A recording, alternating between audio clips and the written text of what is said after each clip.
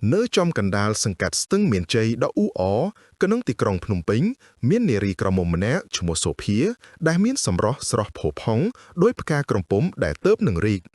Niếng miềnอายุmộtปีmùi chน้ำเรียงเรามันโตดมันทมสมบูรณ์ผูพองสอแวงขมายระละมุกปองกระเปอหนึ่งเมียนสนามหย่ยมดอกแตกเตียง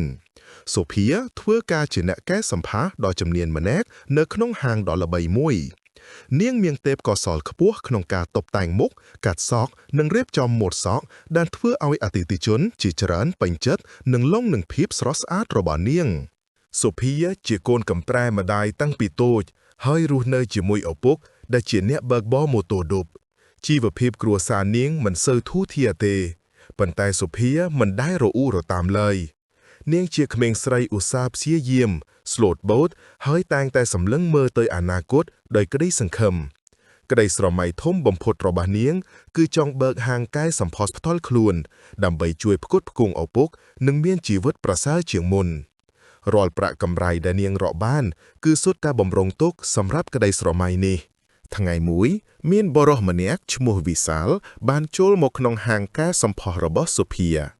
วิสาลชีบรอมาดมัมรูปสังหามีนเปียสำใดแพแอมละแหมนึ่งมีนตรอบสมบัติสต็อกสต็อปกอดบานหมกกัดเสาะชีเลือกดำบงหายบานล่องนันสมรอนึ่งเพียบรัวเรียแระเตียระบอสุเพียตั้งปีเปลนูหมอกวิสาลแต่งแต่หมอกหางสุเพียยึกหยอบตัวบีเหมือนกัดเสาะก็หมอกอังกุยนิเยเล่ชิมวยเนียงได้วิสาลเจแต่เฉลียดเอากาลวงลมสุเพียโดยเปียสำได้รำลึกโดยกระไดสระลังนังกาสัญญาดอกพะแอมละแฮมกอดบ้านติงอำน้อยเจจรานเอาเนียงนวมเนียงแต่ดาวเลี้ยงกันแรงสะอาดนังบ้านบ่อบัวเนียงแต่ย้ำอาหาเปละเงียดอย่างโรแมนติกสุเพียได้มันได้ทลับจูบนึงก็ได้สระลังแบบนี้ก็จับประดามลงเจ็ดสระลังวิสาลโดยเชื่อจะเลือบรอมันอย่างนี้ออฟปีแบดงเนียงกระท่าวิสาลคือเจียแปรอองมาจากขนมชีวิตระเบิดเนียงแดดอาจุยเอากระไดสระไมระเบิดเนียงคล้ายจีก้าวเปิดเนียงบานเรียบรอบก็ได้สังคมแต่งอ้อบราบวิสาลโดยเหมือนดังท่านี่คือจีกาจับประดามในโซกหนาดกรรมคลังชีวิตระเบิดเนียงเตวิงจำน้องสเนหาระเวียงสุเพียนังวิสาลกันแต่ลุดละตมกปนแต่สุเพียมันบ้าดังท่าวิสาลจีบรอเมียนประปนโกนรุ่ยตัวไห้กอดกรอนแต่จีเนะบอกปราได้โจจัดเลงเซิร์ตหนึ่งจัดใส่ปนอเนื้อเปลได้สุเพียบ้านดังกาปุดโดยจูจัดนี่เนียงเมียนกาชื่อจับหนึ่งขอกจัดจีคลังเนียงบานจูบวิสาลดำใบนิยายคเนียอ่อยได้สไลค์หายบานสเนอร์ส้มอ่อยกอดบนชอบตรงวื้อนี่เตอปันไตวิสาลมันจ้องไอเรื่องนี้ใบเคลียตัวดาลประปุนโกนอบกอดไหลกอดคลาดแกรงกรูซากอดใบบักหนึ่งมุกมอดกอดตรอยบัดบังกอดบานเสียเยี่ยมลวงโลมสุเพียส้มอ่อยเนียงเบิดหมดจัดปันตาสุเพียมันยุลโปรมไหล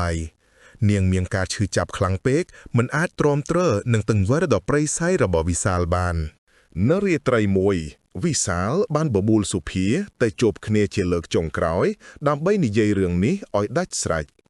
ก่อนบานปราบเนียนขากอดหนึ่งสารเพียบกาเปิดจมปูประปุนกอดหายหนึ่งแรงแหลกขี้เนี้ยดำใบเรียบกาชิมวยเนียงสุเพียดันเนื่องแต่เมียนกระไดสังคมจงกร้อยจมปูวิสาลก็บ้านโยลโปรมเตอตามกอดวิสาลบ้านเบิกรถยนต์นอนสุเพียเตยกั้นตำบอนสงาดมวยก็บ้านเจกรงสตึงเมียนใจเจตี้ได้เกกำปุงสางสองลำเนอทานทำไมปอนแต่เนตีนูเมียนแต่ตีเวียลตอเตสอาร์ตนังด้ามเชอทมปะนอเนตีนุกรอมปนลือประจันอับอัววิสาลบ้านสารเพียบถากอดมันอายบ่บองกรูซาระบอกกอดบ้านเทกอดบ้านสนาสมออยสุเพียบรรชบการมคานกอดต่อเตเตียดสุเพียได้ทรวบจือตกเจ็ดเลอกอดบานคังสัมบ้าอย่างคลังหอยบานกุมเรียมท้านึ่งตุ่มเลี้ยกาเปิดตังอ้อออยประปุนระบอกกอดดึงด้อยไผ่คลายเรื่องราวใบทะเลวิสาวบานบัดบ้องกากรุบกรองคลุนไอ้กวาดบานสตุฟเธอจะบัดกอสุเพียอย่างคลังระโหตัวแต่เนียงได้ดังหามสลับบัดบองชีวิตคร้อยปีสำหรับสุเพียรู้วิสาลบานรันทอดเจ็ดจีคลังกวาดบานยกซอบระบะเนียงเตอตุ่มหลักเจ้านึกขนมอันดงจ่ามุยได้นึกกระบายนูหอยบานยกได้หนึ่งทมอหมอกจากปีเลือดังใบบำบัดพอตัง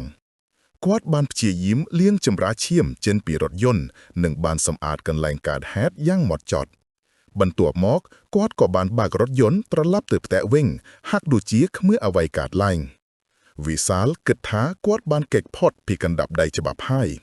ប៉ុន្តែគាត់មិនដឹងថាប្រលឹងរបស់សុភាដែលពោពេញទៅដោយក្តីឈឺចាប់និងកំហឹងកំពុងតែត្រៀមខ្លួនសងសឹកខាត់វិញឡើយចាប់ពីថ្ងៃដែលសុភាស្លាប់ទៅឪពុករបស់នាងបានព្យាយាមរកនាងគ្រប់ច្រកល្ហុកប៉ុន្តែមិនបានឃើញសូម្បីតែស្រមោលគាត់បានដាក់ពាក្យប្តឹងទៅសមត្ថកិច្ចប៉ុន្តែរឿងរ៉ាវនៅតែស្ថិតក្នុងភាពងងឹតឪពុកសុភាបានធ្លាក់ខ្លួនឈឺនិងរស់នៅក្នុងសេចក្តីទុក្ខវេទនាចំណែកវិសាលវិញដំបូងឡើយគាត់ហាក់ដូចជាគ្មានអ្វីកើតឡើងគាត់នៅតែបន្តជីវិតប្រចាំថ្ងៃរបស់គាត់ជាធម្មតាប៉ុន្តែយូរៗទៅគាត់ចាប់ផ្ដើមមានអារម្មណ៍ថាមានអ្វីមួយយ៉ាងកំពុងតែតាមលងបន្លាចគាត់ដំបូងឡើយគាត់តែងតែយល់សុបដីឃើញសុភាមកយំសោកនៅក្បែរគាត់យូរទៅសុពិនទាំងនោះក៏ចាប់ផ្ដើមคล้ายទៅជាសុពិនអាក្រក់ដែលសុភាមកតាមទាជីវិតគាត់មិនតែប៉ុណ្ណោះវិសាលតែងតែមានអារម្មណ៍ថាមានក្លិនក្រអូបឈ្ងុយនៃទឹកអប់សុភាវិជ្ជវលនៅជុំវិញខ្លួនគាត់ទោះបីជាគាត់នៅទីណាក៏ដោយនៅពេលដែលគាត់មើលកញ្ចក់គាត់តែងតែឃើញស្រមោលមុខរបស់សុភាលេចឡើងយ៉ាងព្រាវៗនៅខាងក្រោយគាត់រឿងចម្លែកខ្លៃក៏ចាប់ផ្ដើមកើតឡើងនៅក្នុងផ្ទះរបស់គាត់របស់របរប្រើប្រាស់នៅក្នុងបន្ទប់ទឹកនិងបន្ទប់គេងរបស់គាត់ដូចជាសិតសក់គ្រឿងសម្អាងនិងសាប៊ូកក់សក់តែងតែត្រូវបានរៀបចំទុកដាក់ដូចជាមាននរណាម្នាក់ទើបតែប្រើប្រាស់វាអ៊ីចឹងជួនកាលនៅពេលដែលគាត់ងូតទឹកគាត់ឮសូរស្រីៗកំពុងច្រៀងតិចៗនៅក្នុងបន្ទប់ទឹកវិសាលចាប់ផ្ដើមភ័យខ្លាចគាត់ព្យាយាមមិនអើពើនឹងរឿងទាំងអស់នេះប៉ុន្តែប្រលឹងសុភាមិនព្រមបោះបង់គាត់ចោលឡើយនាងបានប្រើប្រាស់ជំនាញកែសម្ផស្សរបស់នាងដើម្បីធ្វើឲ្យវិសាលធ្លាក់ក្នុងភាពភ័យខ្លាចនៅពេលដែលវិសាលតុបតែងខ្លួននៅមុខកញ្ចក់គាត់តែងតែឃើញផ្ទៃមុខរបស់គាត់ប្រែប្រួលភ្នែករបស់គាត់ឡើងជាមមុខរបស់គាត់ស្លេកស្លាំងហើយសក់របស់គាត់ក៏ចាប់ផ្ដើមជ្រុះបន្តិចម្ដងគាត់ហាក់ដូចជាចាស់ទ្រុឌទ្រោមជាងវ័យរបស់គាត់ទៅទៀតប្រពន្ធនិងកូនរបស់វិសាលចាប់ផ្ដើមកត់សម្គាល់ឃើញការប្រែប្រួលរបស់គាត់ខ្លាយទៅជាមនុស្សឆាប់ខឹងគេងមិនលូកបាក់មិនលើយនិងតែងតែនិយាយរអ៊ូរទាំតែម្នាក់ឯងគាត់ខ្លាចភាពងងឹតហើយតែងតែបើកភ្លើងចោលគ្រប់ពេលថ្ងៃមួយប្រពន្ធរបស់គាត់បានឃើញគាត់កំពុងអង្គុយនិយាយតែម្នាក់ឯងនៅក្នុងបន្ទប់ទឹកដោយមើលទៅកញ្ចក់ហើយនិយាយថាកុំមកឡងខ្ញុំទៀតអីសុភាខ្ញុំសុំទោសប្រពន្ធគាត់ក៏មានការសង្ស័យយ៉ាងខ្លាំងប៉ុន្តែវិសាលមិនព្រមនិយាយការពិតឡើយដោយទ្រាំនឹងការលងបន្លាចរបស់ប្រលឹងសុភាលែងបានវិសាក៏សម្រេចចិត្តទៅរកគ្រូទាយម្នាក់ដើម្បីរកវិធីកម្ចាត់ប្រលឹងនោះគ្រូទាយបានប្រាប់គាត់ថាប្រលឹងនោះមិនព្រមទៅកាន់សុគតិភពទេដរាបណាវាមិនបានសងសឹកអ្នកដែលធ្វើបាបវាវិសាលកាន់តែភ័យខ្លាចហើយបានសុំឲ្យគ្រូទាយធ្វើពិធីបណ្ដេញប្រលឹងនោះចេញគ្រូទាយក៏បានធ្វើពិធីបណ្ដេញប្រលឹងនោះប៉ុន្តែប្រលឹងសុភាមិនបានទៅណាឡើយនាងកាន់តែខឹងសម្បាហើយចាប់ផ្ដើមលងបន្លាចវិសាលខ្លាំងជាងមុនថ្ងៃមួយវិសាលបានទៅធ្វើការនៅការិយាល័យរបស់គាត់នៅទីដែលគាត់កំពុងអង្គុយនៅក្នុងបន្ទប់ធ្វើការតែម្នាក់ឯងគាត់ក៏បានឮសំឡេងខ្សឹបៗថាវិសាលអ្នកសម្លាប់ខ្ញុំនឹងធ្វើឲ្យអ្នកទទួលទោសតាមកម្មពៀរបស់អ្នកបន្ទាប់មកគាត់ក៏បានឃើញស្រមោលសុផាលេចចេញមកនៅមុខគាត់នាងមានសភាពស្លែកស្លាំងភ្នែកមានស្នាមជាមហើយសក់វែងរញ៉េរញ៉ៃនាងបានចង្អុលមុខគាត់ហើយស្រែកថាអ្នកបានយកជីវិតខ្ញុំនឹងធ្វើឲ្យអ្នករស់នៅជាភាពភ័យខ្លាចអស់មួយជីវិតវិសាលភ័យខ្លាចរហូតដល់លែងដឹងខុសត្រូវគាត់បានស្រែកខ្លាំងហើយបានស្ទុះរត់ចេញពីបន្ទប់ធ្វើការរបស់គាត់រត់ទៅតាមច្រករបៀងដោយស្រែកយំថាខ្មោចមិត្តរួមការងាររបស់គាត់បានឃើញហេតុការណ៍នេះក៏មានការភ្ញាក់ផ្អើលជាខ្លាំងពួកគេបានព្យាយាមឃាត់គាត់ប៉ុន្តែវិសាលមិនស្ដាប់ឡើយគាត់រត់ចេញទៅខាងក្រៅអគារហើយរត់បុកឡានគេដួលនៅពេលដែលគាត់ដួលគាត់ក៏បានស្រែកខ្លាំងថាខ្ញុំសម្លាប់សុភាខ្ញុំសម្លាប់នាងនៅឯដីលោតចាស់ក្បែរស្ទឹងមានជ័យខ្ញុំយកសពនាងទៅទម្លាក់ក្នុងអណ្ដូងចាស់ពាក្យសារភាពរបស់វិសាលបានលើដល់មន្ត្រីប៉ូលីសដែលនៅក្បែរនោះពួកគេក៏បានឃាត់ខ្លួនវិសាលហើយបាននាំគាត់ទៅសាកសួរវិសាលដែលមានសភាពដូចជាមនុស្សវិកលចរិតបានសារភាពរឿងរ៉ាវទាំងអស់ប្រាប់ប៉ូលីស ប៉ូលីសក៏បានចុះទៅកន្លែងកើតហេតុតាមការបញ្ជារបស់វិសាលហើយពិតជាបានរកឃើញអណ្ដូងចាស់មួយដែលមានសពរបស់សុភាពិតមែនពួកគេក៏បាននាំយកសពសុភាទៅធ្វើកោសលវិច័យនិងបានជូនដំណឹងទៅឪពុករបស់នាងក្រោយពីរកឃើញសពសុភារួចឪពុករបស់នាងបានរៀបចំពិធីបុណ្យសពឲ្យនាងយ៉ាងសមរម្យវិសាលត្រូវបានតុលាការកាត់ទោសដាក់ពន្ធនាគារអស់មួយជីវិតពីបទមនុស្សឃាតដោយចេតនា